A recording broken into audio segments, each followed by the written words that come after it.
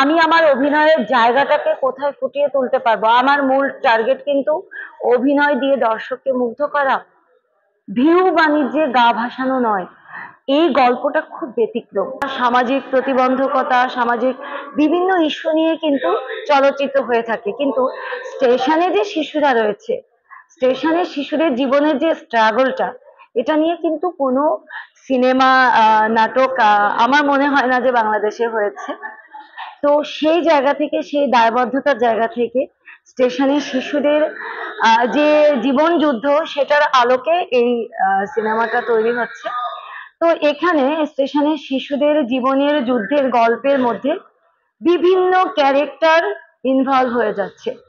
তেমনি একটি ক্যারেক্টার, আমার ক্যারেক্টার, আমি দীপা চরিত্রে অভিনয় করছি।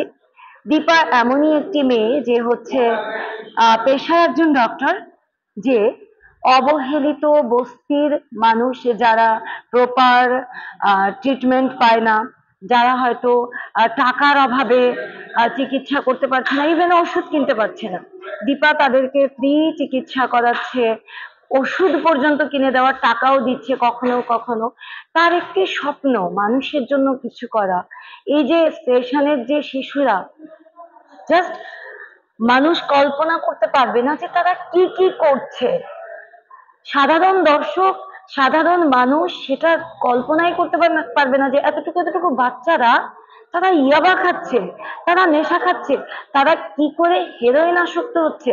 পুরো ব্যাপারগুলো এই গল্পের মধ্যে দিয়ে উঠে আসছে।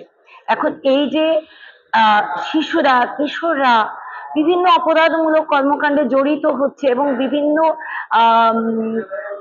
আনুষঙ্গিক কিছু মানুষ এদেরকে অপরাধ কর্মকাণ্ড করতে বাধ্য করছে, এই পুরো সিস্টেমটা থেকে কিভাবে ওদেরকে বের করা যায়, ওদেরকে কেমন করে পুনর্বাসন করা যায়।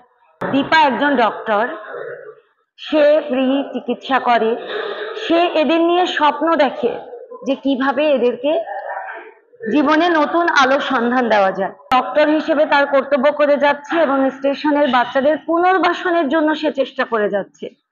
এবং তার যে হসপিটাল, সেই হসপিটালে ডক্টর রয়েছে, তার একজন বয়ফ্রেন্ড রয়েছে। এই বয়ফ্রেন্ড আবির চরিত্র এবং দীপা চরিত্র, তারা দুজনে মিলে বিভিন্ন রকম উন্নয়নমূলক কাজ করছে। কিন্তু দর্শক, এখানে একটা টুইস্ট রয়েছে, বারবার দর্শক হোঁচট খাবে। কি করছে আবির? গোপনে কিছু একটা করছে, কি সেটা? সেই প্রশ্নটা থেকে যাচ্ছে পুরো গল্পে। দর্শক টান টান উত্তেজনা নিয়ে দেখবে। আবির এত ভালো ভালো কাজ করার ব্যাপারে দীপাকে সহযোগিতা করছে, কিন্তু কি যেন একটা অনেক বড় প্রশ্নবোধক চিহ্ন আছে আবিরের আড়ালে।